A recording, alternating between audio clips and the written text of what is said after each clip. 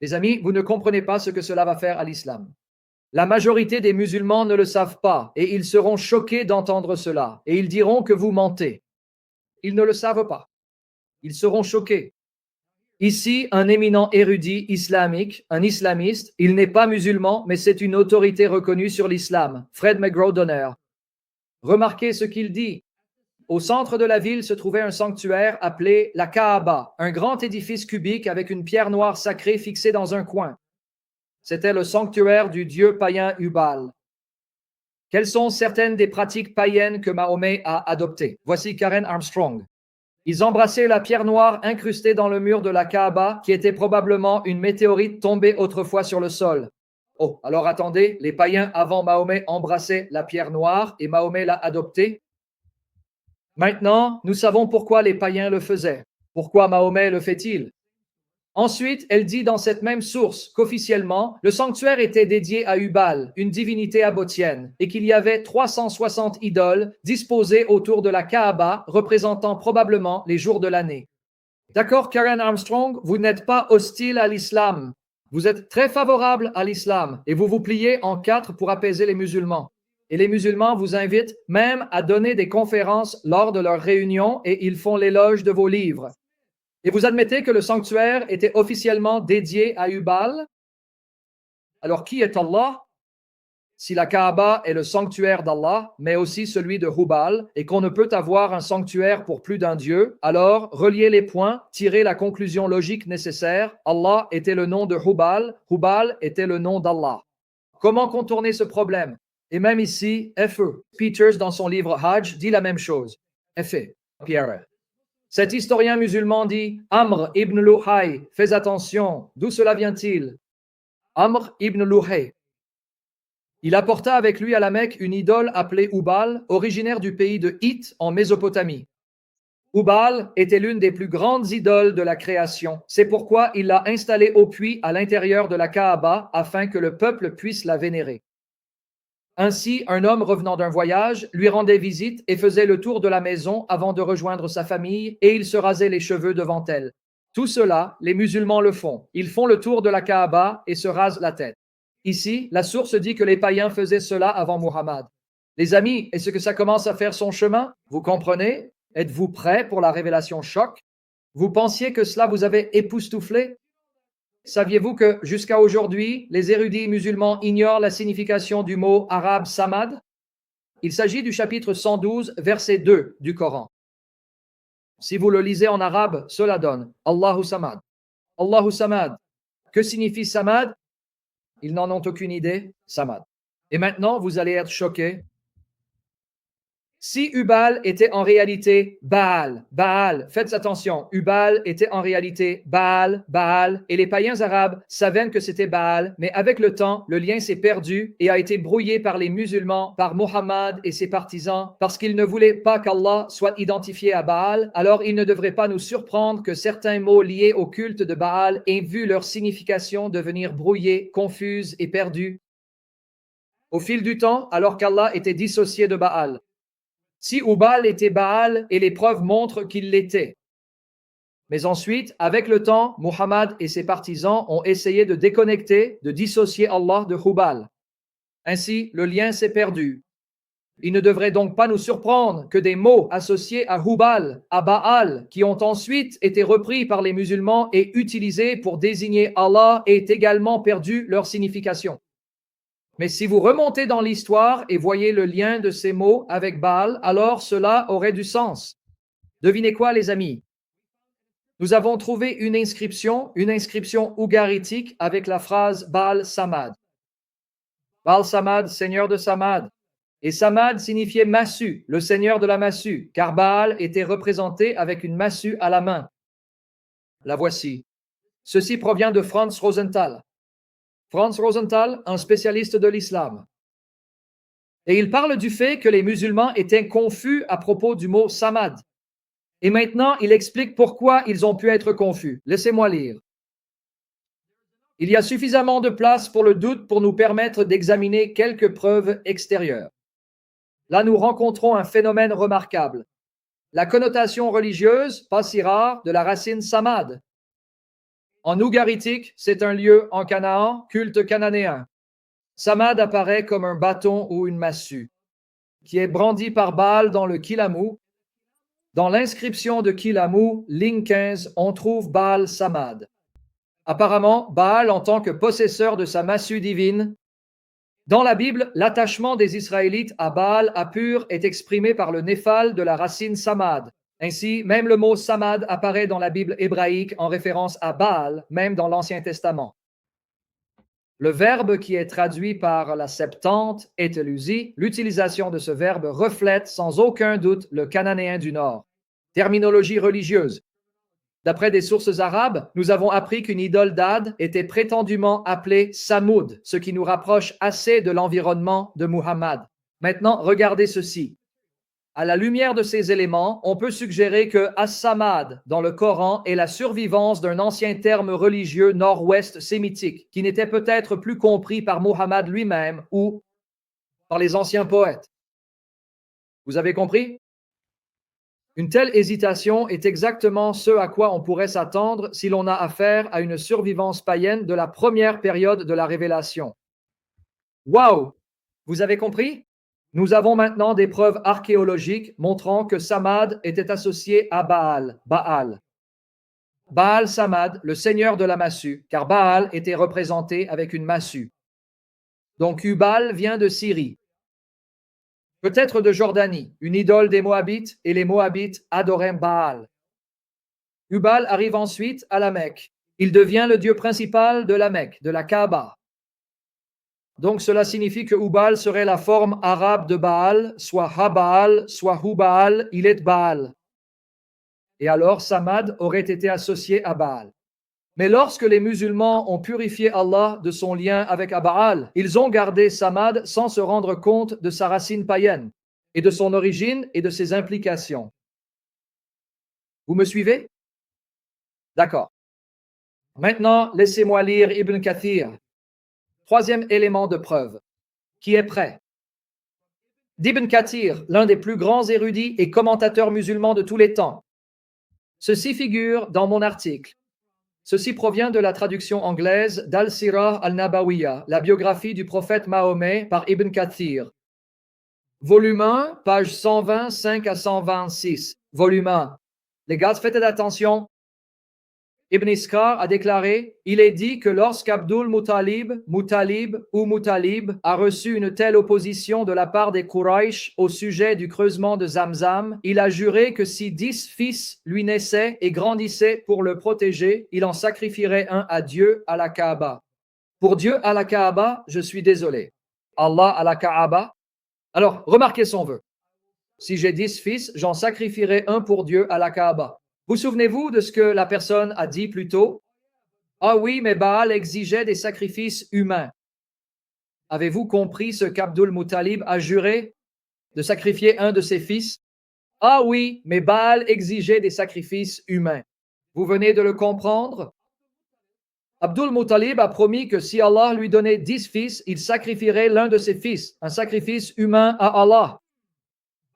Baal exigeait des sacrifices humains, Allah exige des sacrifices humains. Quelqu'un dit, ah oui, mais tu sais, et ensuite j'ai dit, que penses-tu que le djihad est si ce n'est pas un sacrifice humain? D'accord, alors maintenant, remarquez, il a promis, si tu me donnes 10 fils, j'en sacrifierai, j'en tuerai un pour toi. D'accord, maintenant, regardez ici, regardez, voyons qui va voir cela, qui va faire le lien. Finalement, il eut 10 fils adultes dont il savait qu'ils lui offriraient une protection. Leurs noms étaient Al-Harith, Al-Zubayr, Hajjil, Dirar, Al-Muqawwim, Abu Lahib, Al-Abbas, Hamza, Abu Talib et Abdullah. Il les a rassemblés. Voyons qui va remarquer cela. Il les a rassemblés et leur a parlé de son vœu, leur demandant d'honorer son engagement envers Dieu Tout-Puissant, Allah Azwajal. Et tout glorieux soit-il, en arabe c'est Allah, Dieu en anglais, mais en arabe Allah. Donc il a fait un vœu à Allah, d'accord? Ils ont obéi et lui ont demandé ce qu'il voulait qu'il fasse. Il a demandé à chacun d'eux de prendre une flèche, d'écrire son nom dessus et de la lui rapporter. Maintenant, regardez bien, souvenez-vous, il va aller vers Allah et faire un sacrifice à Allah. Ils ont obéi et sont allés avec lui à l'intérieur de la Kaaba, sur le lieu de leur Dieu, là où se trouvait le puits dans lequel on déposait les offrandes à la Kaaba, là près de Hubal. Il y avait 7 flèches qu'ils utilisaient pour obtenir un jugement divinatoire sur une affaire importante, une question de prix du sang, de parenté ou autre chose du genre. Ils venaient voir Hubal pour chercher une solution, acceptant tout ce qu'on leur ordonnait de faire ou de ne pas faire. Les gars, pouvez-vous m'aider à comprendre? Il a fait le vœu à Allah. Pourquoi va-t-il vers l'idole Hubal? Et pourquoi Ibn Kathir a-t-il dit que c'était leur dieu Hubal? Et pourquoi demande-t-il à Hubal? Pour savoir s'il peut éviter de sacrifier un de ses fils. Si tu as fait le vœu à Allah, pourquoi vas-tu vers l'idole Hubal? Et pourquoi Ibn Kathir a-t-il dit, c'est ton Dieu? Le Dieu de la famille de Muhammad, le Dieu de son grand-père. Et son père, c'était Hubal. Maintenant, la tradition continue en disant, oups, désolé, avant que cela ne disparaisse. C'est mon article. Il poursuit en disant que le sort est tombé sur Abdullah, le père de Muhammad. Donc Hubal voulait qu'Abdullah soit tué, n'est-ce pas? Mais alors les Quraysh disent, non, non, non, ne le tue pas. Fais un marché avec ton Dieu pour voir s'il acceptera des chameaux à la place, sacrifie des chameaux à sa place. Maintenant, regardez ici. Il y a 126, 127. C'est long, mais je pense que ça vaut la peine que je le lise. Et c'est fini. Alors ils sont partis pour Médine, où ils ont trouvé une devineresse nommée Saja. Donc ils sont allés voir une sorcière. Ils sont allés voir une sorcière pour lui demander comment apaiser Allah. Comment puis-je apaiser Allah pour ne pas tuer Abdullah? Pourquoi irais-tu voir une sorcière, une voyante, pour te dire comment apaiser Allah? Tu comprends ce qui se passe? Je ne sais pas si ça te frappe.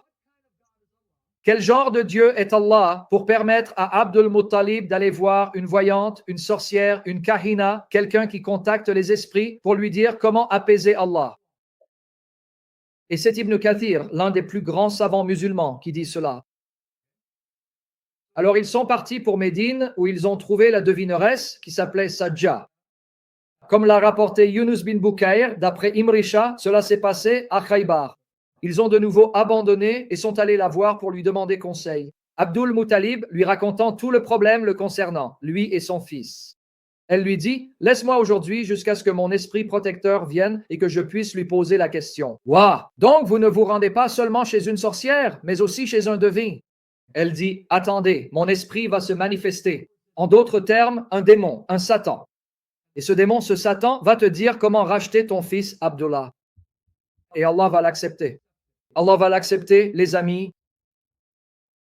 Allah va permettre à Abdul Muttalib d'aller voir une sorcière, un devin, et de laisser un mauvais esprit, un démon, un esprit, lui dire comment apaiser Allah. Et Allah va l'accepter. Que ferait donc le vrai Dieu, Jéhovah Yahvé? Yahvé le fait? Si un Israélite partait à la recherche d'une sorcière et suivait les conseils de l'esprit qui avait inspiré cette sorcière pour apaiser Jéhovah, que ferait Dieu, le vrai Dieu? Très bien, maintenant, regardez, continuons.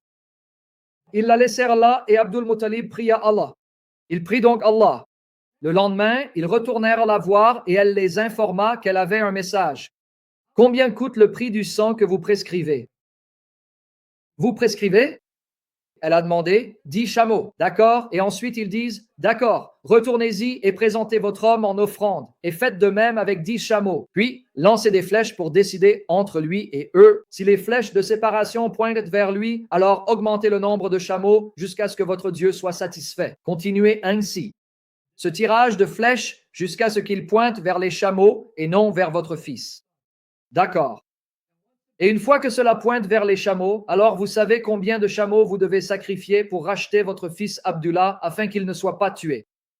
Si cela pointe vers les chameaux, alors sacrifiez-les à sa place. De cette façon, vous plairez à votre Dieu et sauverez votre homme. Plaisez à votre Dieu et sauvez votre homme. Ils sont donc retournés à la Mecque lorsqu'ils avaient accepté de le faire. Comme elle l'avait dit, Abdul Muttalib fit des prières à Dieu. Prières à Dieu Allah. Puis ils offrirent Abdullah et les 10 chameaux en sacrifice et lancèrent la flèche. À ce moment-là, les hommes du Christ dirent à Abdul Muttalib qui se tenait près de Hubal en train de prier Allah. Hubal prie Allah. C'est fini. Ton Dieu est satisfait, ô Abdul Muttalib. Attendez, il est dit plutôt que leur Dieu était Hubal. Ils prient Allah devant la statue de Hubal. Ici, tu vas. Ibn Kathir, pages 126 to 127. I see.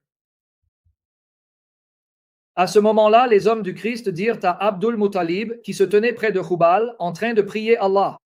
En arabe, on dit Allah, Dieu. C'est fini. Ton Dieu est satisfait, Abdul Muttalib. Mais attendez. Qui est ce Dieu? Est-ce Allah ou Hubal? Car Ibn Kathir nous l'a déjà dit. Regarde ce qu'il nous a dit, Ibn Kathir. Ils firent ainsi et partirent avec eux à l'intérieur de la Kaaba aux côtés de leur Dieu Hubal. Attendez. Abdul Muttalib, louange à Allah en se tenant devant l'idole Hubal.